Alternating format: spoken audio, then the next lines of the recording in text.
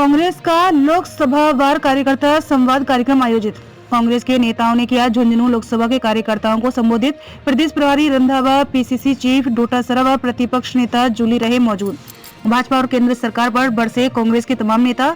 2000 का नोट चला नहीं सके, वो पूछ रहे हैं कांग्रेस ने क्या किया।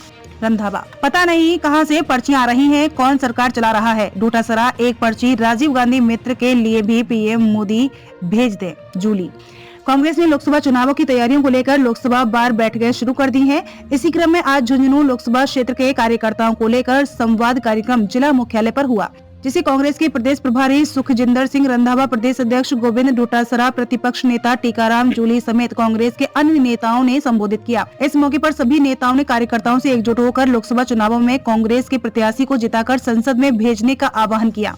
इस मौके पर कांग्रेस के प्रदेश प्रभारी सुखजिंदर सिंह रंधावा ने कहा कि भाजपा वाले बोलते हैं कि कांग्रेस ने किया क्या है।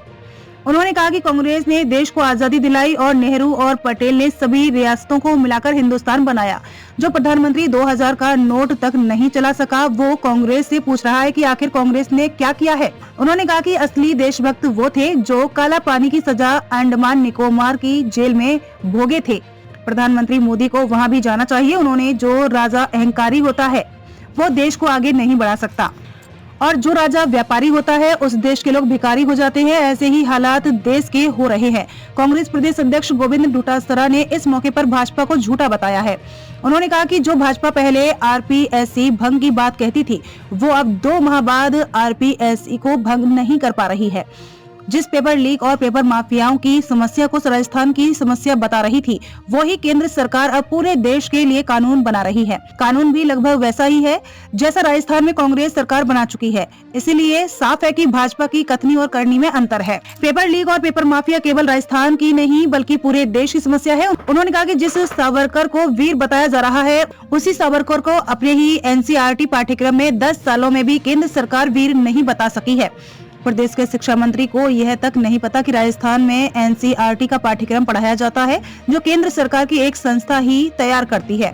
उन्होंने कहा कि पता ही नहीं कहां से पर्चियां आ रही हैं और कौन सरकार चला रहा है। मुख्यमंत्री की मंत्री नहीं मानते, मंत्री के अधिकारी नहीं मानते और सब कुछ पर्चियों पर चल रहा है। नेता प्रतिपक्ष टीकाराम जूली ने इस मौके पर कहा कि राजीव गांधी मित्रों को वापस बहाल करने के लिए भी यह सरकार निर्णय नहीं ले पा रही है। एक तरफ कहती है कि हमारी सरकार की योजनाएं बंद नहीं करेंगे, जबकि दूसरे ही दिन 5000 युवाओं को बेरोजगार करके 5000 परिवारों को परेशानी में डाल दिया। उन्होंने प्रधानमंत्री मोदी से मांग की है कि वे एक पर्ची राजीव गांधी मित्र को भी भिजवाएं, क्योंकि राजस्थान सरकार सिर्फ पर्चियों की बात ही मानती है। इस मौके पर लोकसभा क्षेत्र के प्रभारी व वक्फ बोर्ड के चेयरमैन डॉक्टर खानू खां बुद्धवाली, राम सिंह कसबा, पूर्व मंत्री विधायक ब्रजेश ओला, सूरजगढ़ विधायक श्रवण कुमार, मंडावा विधायक रीटा चौधरी, फतेहपुर विधायक हाकम अली, उदयपुर वाटी विधायक भगवाना राम सैनी, पिलानी विधायक पीतराम सिंह काला, मदरसा बोर्ड के चेयरमैन एमडी चौपदार, पूर्व मंत्री डॉक्टर जितेंद्र सिंह, पूर्व मंत्री नसीम अख्तर इंसाफ, पूर्व विधायक दाताराम, कांग्रेस जिलाध्यक्ष दिनेश सुंडा समेत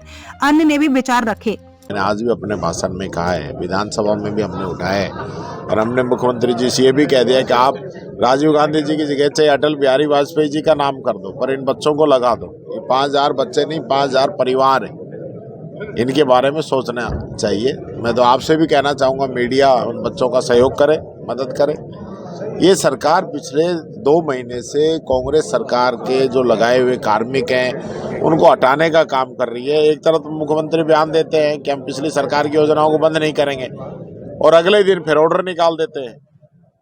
तो इनकी न तो कोई जबान की वैल्यू है, न कोई बयान की वैल्यू है, न कहीं अपनी बात पे रुकते हैं। संदेह की स्थिति है, असमंजस की स्थिति है, पर्ची का इंतजार है।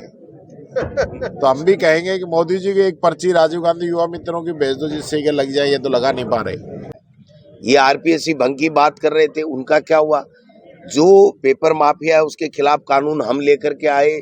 10 साल से लेकर के उम्र कैद तक की सजा का प्रावधान, सरकारी कर्मचारी हो तो उसको बर्खास्तगी का प्रावधान, 10 लाख रुपए से लेकर के 10 करोड़ तक का जुर्माने का प्रावधान। आज वही लोग केंद्र में कल बिल लेकर के आए हैं ये जो पेपर लीक और पेपर माफियाओं के खिलाफ में। तो आप बताइए किसने पहल की? हम तो पहले ही कह रहे थे कि ये देश की समस्या है, ये कोई एक स्टेट की समस्या नहीं है। आप केंद्र की सरकार को चाहिए कि इसमें कानून लेकर के आए जिससे इस पे अंकुश लगे और युवाओं के हितों के साथ में कुठाराघात नहीं हो। वो नहीं माने और आज जब हम लेकर के आए उसके बाद में वो लेकर के आए, क्योंकि उनको चुनाव में बहकाना था लोगों को, और बहका करके कि राजस्थान में पेपर लीक हो रहे हैं और माफिया पनप रहा है, कहीं देश में कहीं नहीं है। आज वो पेपर लीक के मामले के अंदर माफियाओं के खिलाफ कानून लेके आए। एक बीजेपी के स्टेट में भी आज की तारीख में भी कोई विधानसभा में पेश हुआ है। तो हम ये कहना चाहते हैं कि आपने लोगों को बरगलाया क्यों? अब ये इनके नेता कहते हैं कि आरपीसी भंग हो ही नहीं सकती। राजेंद्र जी राठौड़ साहब और सीपी जोशी दोनों का बयान मैंने कल ट्वीट किया था, आपने देखा होगा कि वो कह रहे थे कि आरपीसी के मौजूदा स्वरूप को तुरंत भंग हमारी सरकार आ जाएगी तो कर देंगे, तो कर दीजिए।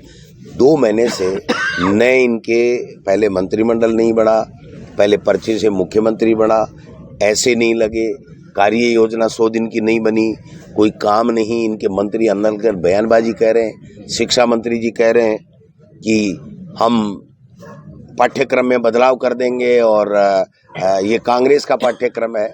उनको यही पता नहीं है, शिक्षा मंत्री हैं, ये कांग्रेस का पाठ्यक्रम नहीं है। राजस्थान में 1 से लेके 12 तक एनसीईआरटी पाठ्यक्रम है, जो मैं शिक्षा मंत्री था तब लागू किया था। और एनसीईआरटी भारत सरकार का उपक्रम है जो पाठ्यक्रम बनाता है।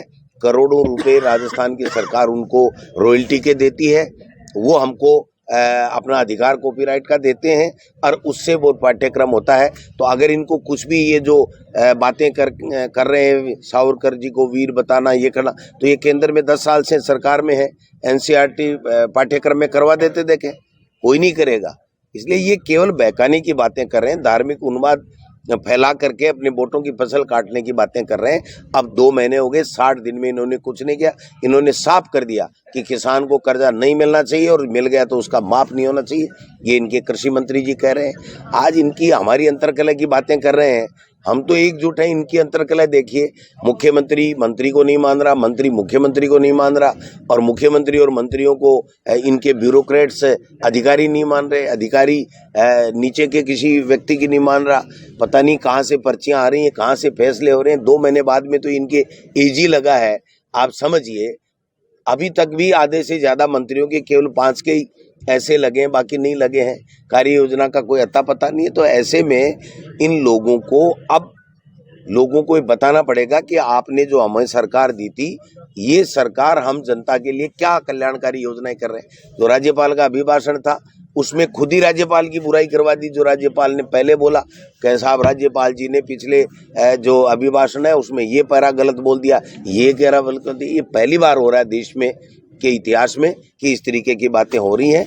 इसलिए हम 7 जिलों में जाकर के आए हैं। कार्यकर्ताओं में उत्साह है, हमारे नेता यूनाइट हैं, हमारे कार्यकर्ता जो है वो मन लगा करके और काम कर रहे हैं। और इनके जो विफल हैं इनकी केंद्र की नीतियां, उनके बारे में बता रहे हैं। और हम लोग कांग्रेस यहाँ से काफ़ी संख्या में लोकसभा की सीटें जीते। तो एक अहंकारी राजा जब अहंकार में आ जाता है तो कभी वो देश को आगे नहीं ले जा सकता। जब राजा व्यापारी बन जाए तो देश भिखारी बन जाता है। हमारे राजा ने 3-4 पूंजीपतियों के आगे देश को बेच दिया है। वहां से कैसे आजाद कराना है ये आप लोगों ने देखना। आजादी तभी मिलेगी अगर हम पार्लियामेंट में मेंबर पार्लियामेंट जिता कर भेजेंगे, तभी कांग्रेस जो देश जो है वो आजाद होगा। हम मैं पूछना चाहता हूं, आप कहते हो कांग्रेस ने किया क्या? मैं कहता हूं कि मोदी जी आप बताओ आपने क्या किया? आप तो 2000 का नोट नहीं चला सके। तो कांग्रेस ने तो 70 साल देश को अपने पांव पर खड़ा कर दिया। कौन भूल सकता है पंडित जवाहरलाल नेहरू को? कौन भूल सकता है सरदार पटेल को? ऐसे सभी राज्यों को इकट्ठी करके यूनाइटेड हिंदुस्तान बना दिया था। ये आप अपने देखिए पास्ट लोग भूल जाते हैं, हमें वो पास्ट में जाना पड़ेगा, लोगों को बताना पड़ेगा कांग्रेस की ये कुर्बानी है, देश को कैसे आजादी दिलवाई। जब कभी बात सुनते हैं जो फ्रीडम फाइटर हैं तो उनकी जब कहानियां सुनते हैं तो लू कंडे खड़े हो जाते हैं। इनको मोदी साहब को जाना चाहिए वहां जो अंडमान निकोबार की जेल है, काले पानी जेल, वो तसिया घर था अंग्रेजों का।